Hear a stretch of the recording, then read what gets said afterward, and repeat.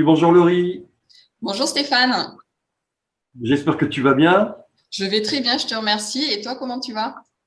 Bah écoute, pareillement, très bien.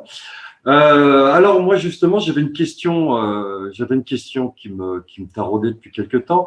C'est comment tu abordes ton métier d'arboriste, parce que ce qui est intéressant, c'est que chacun, alors bah, tout le monde sait ce que c'est qu'un arboriste, mais ce qui est intéressant, c'est que chacun met un petit peu sa patte. Toi, qu'est-ce qui est important pour toi dans ton métier d'arboriste? Alors oui, moi, ma particularité, ce qu'elle est. Donc effectivement, je suis conseillère herboriste et j'ai également aussi comment dire, une spécialité sur l'alimentation vivante.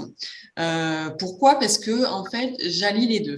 C'est-à-dire qu'un consultant vient me voir, on fait le point global sur le point qu'il souhaite travailler ou s'il a des symptômes. On va pas uniquement se limiter aux symptômes. Par exemple, je vais vous dire un problème d'eczéma ou de peau. Oui, effectivement, il y a des plantes médicinales, des plantes sauvages qui peuvent intervenir pour soulager ce problème-là. Par contre, si effectivement il y a un problème de peau, c'est qu'il y a un déséquilibre qui est plus profond, que ça vient du terrain. Et dans ce cas-là, il faut qu'on trouve le problème à ce déséquilibre pour rétablir cet équilibre et faire disparaître sur du long terme. Parce que Donc, utiliser une plante juste en local, ça va faire disparaître juste momentanément. donc tu t'intéresses là, à ce moment-là, à l'alimentation de la personne, Voilà, à si je comprends. l'alimentation de la personne, parce qu'effectivement, l'alimentation, c'est un axe sur lequel on peut travailler efficacement et rapidement. Bien sûr, il faut que la personne soit ouverte à se séparer des aliments et des choses qui l'empoisonnent. Parce que là-dessus, c'est pareil, tout ce qu'on mange, il faudrait que ce soit uniquement basé sur les besoins physiologiques et pas uniquement parce que c'est bon en goût et ça me fait du bien au mental et ça me fait plaisir.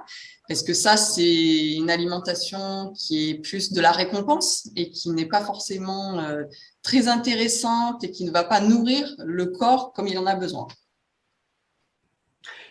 Oui, effectivement. Et alors donc du coup, moi ce qui m'intéresse, c'est que est-ce que tu vois des aliments souvent revenir, enfin des aliments poison, j'allais dire, hein. Est-ce que tu vois des aliments qui sont récurrents chez les personnes que tu Voilà. reçois? Donc effectivement, déjà l'aliment qui vient de manière récurrente, hein, c'est tout ce qui est en général aliments ultra transformés.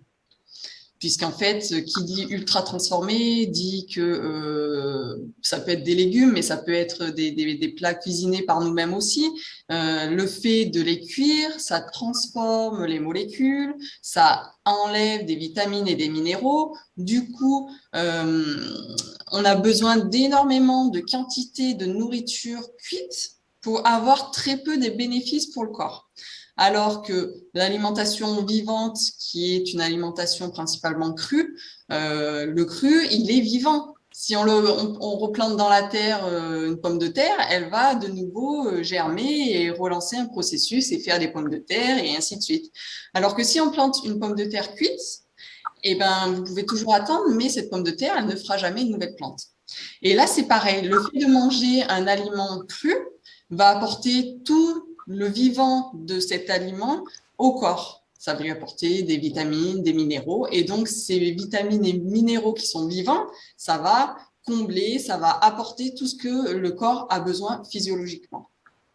Donc ça, c'est pour la première partie des aliments ultra transformés qui sont pas bon pour le corps, mais il y a aussi des aliments qu'on va dire un peu addictifs, comme tout ce qui est café, le thé. En fait, c'est des aliments, quoi. C'est pas des aliments, mais c'est des choses qui sont Des euh, substances, oui, c'est des choses qui stimulent en fait. Et pourquoi ça stimule? C'est parce que le corps, il est fatigué et que forcément, en mangeant des aliments ultra transformés, on n'apporte pas l'énergie au corps et donc on a besoin, c'est un besoin que le corps a de consommer du café, du thé. C'est des excitants qui vont justement rebooster le corps puisqu'il n'a pas les besoins qu'il a avec l'alimentation crue. bien sûr. Donc du coup, il faut des béquilles. Quand il y a une carence quelque part, il faut une béquille.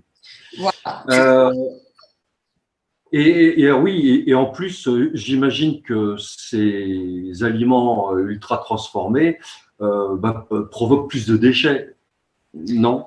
Oui, et oui, parce que et là on est dans un processus et même un cercle très vicieux, c'est-à-dire que déjà le corps pour fonctionner, si on lui apporte les aliments dont il a besoin physiologiquement, on mange très peu.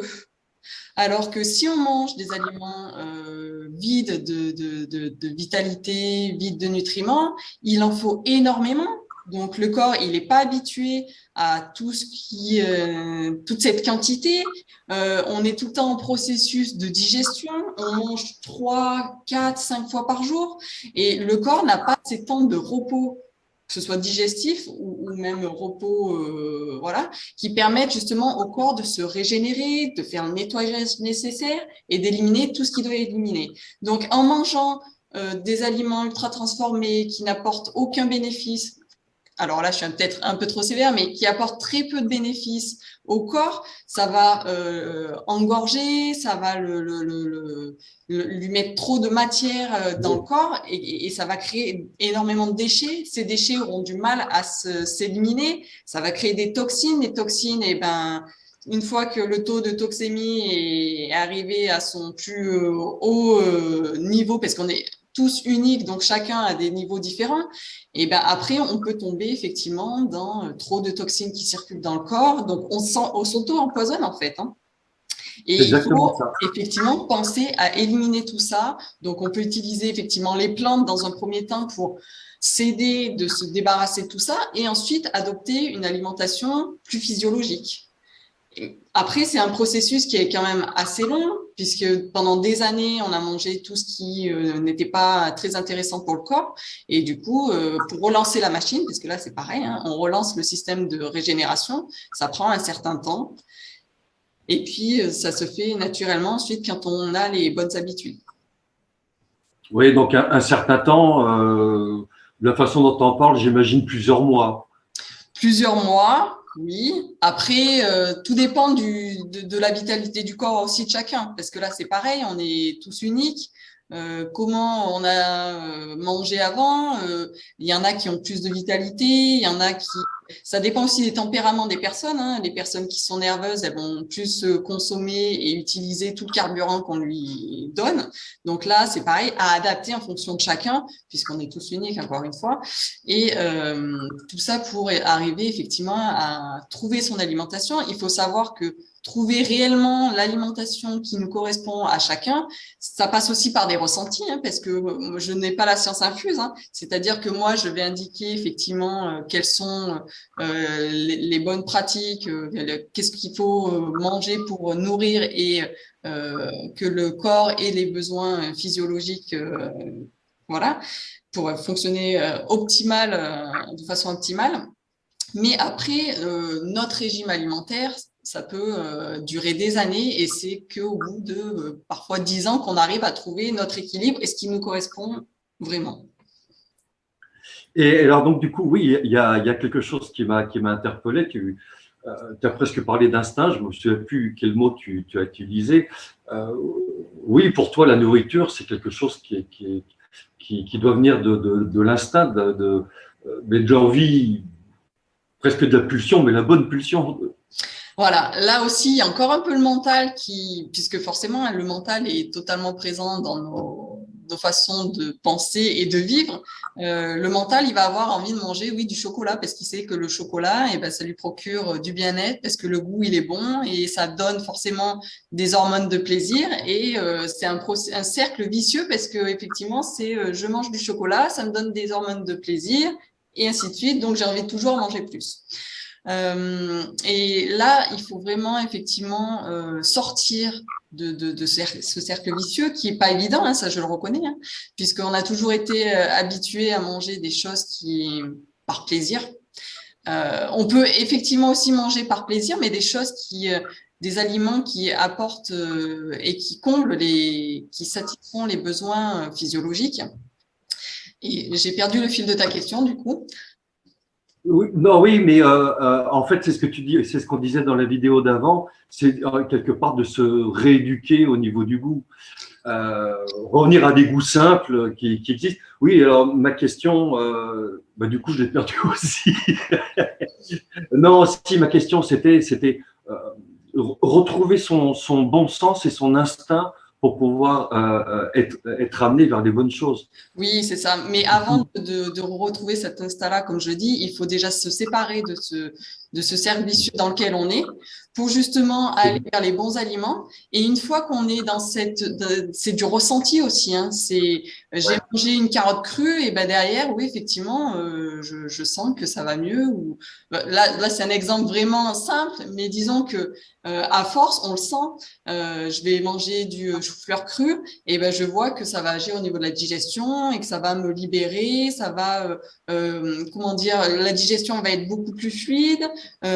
Après, on peut aussi par rapport aux plantes, parce que les plantes effectivement on les utilise dans le cadre médicinal, mais on peut également les manger comme le pissenlit. Le pissenlit, oui, et ben, j'ai mangé du pissenlit et ben tout de suite ça a permis d'évacuer toutes les déchets et de liés à l'alimentation des fêtes ou autre chose. Mais en tout cas, effectivement, c'est s'écouter, le ressenti et en général, quand on est dans ce processus-là, on sait quel aliment on a envie.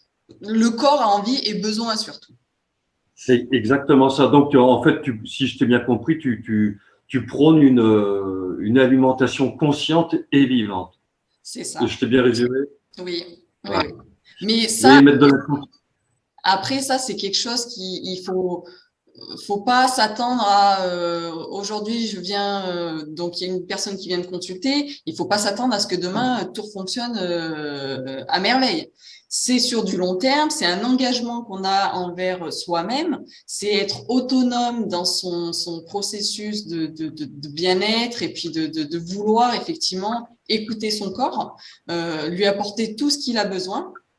Et après, ça se fait progressivement. Mais il faut toujours faire des pas, des petits pas. Chaque petit pas est comment dire, un gain et c'est le retour vers le bien-être et l'autonomie de se gérer soi-même et d'être bien avec tout. Oui, mais c'est important ce que tu dis, effectivement, dans ce processus-là parce que quand on en est là, de cette prise en charge dont tu parles, c'est que on a envie de changer notre vie, et on a envie de changer notre vision de la vie. Et oui, effectivement, ça se fait pas à pas. C'est pas une révolution qui arrive comme ça du jour au lendemain. C'est ça, effectivement. Mais après, pour revenir effectivement à les personnes qui viennent consulter, effectivement, elles ont déjà fait plus ou moins un cheminement de fait que oui, il faut que je me reprenne en main et j'ai envie d'être maître de ma vie, de solutionner certains déséquilibres ou même parce que l'alimentation, elle agit physiquement sur le corps, on va avoir des résultats sur le corps, sur la digestion qui est beaucoup plus fluide, d'être plus léger, mais du coup, être plus léger au niveau de l'intestin, parce qu'on dit que l'intestin est le deuxième cerveau, mais des fois, c'est le premier cerveau. Le fait d'être très légère à ce niveau-là, ça permet d'avoir une clarté mentale qui est juste énorme. Donc, on va solutionner certains désagréments mentaux ou de problèmes de morale ou autre. Donc, c'est vraiment une globalité encore qui permet d'être bien avec soi-même, quoi. Donc, de redonner du pouvoir au corps. C'est ça. Voilà. Grâce à une alimentation et une conscience dans cette alimentation. Une conscience dans l'alimentation, voilà. Et puis après, il y a toujours l'herboristerie qui forcément intervient quand il y a des petits mots, hein, parce que c'est pas parce qu'on a une alimentation physiologique top du top que derrière Oui. on peut pas avoir un rhume, on peut pas avoir, je sais pas, le corps de toute façon il est là pour s'exprimer. Donc quand il y a un symptôme qui arrive, c'est une alerte du corps pour dire attention, il y a un déséquilibre. Maintenant, soit effectivement, je le prends en compte et c'est à moi de rétablir l'équilibre pour justement être au bon fonctionnement, soit je ne fais pas attention à ce symptôme et dans ce cas-là, eh ben, derrière, il peut s'enchaîner de la maladie plus grave, hein. Oui, ça va pas en s'arrangeant en règle générale. Quand on met un couvercle sur des choses comme ça va pas en s'arrangeant. Ouais. Bon, et je te remercie, Laurie, pour cette intervention très intéressante. Mais merci à Euh, toi, avec grand plaisir. et puis, bah, écoute, à bientôt pour une prochaine interview. Mais avec grand plaisir pour le prochain sujet. Et en tout cas, à bientôt. Merci Stéphane. À bientôt, Laurie. À Au bientôt. revoir. Au revoir.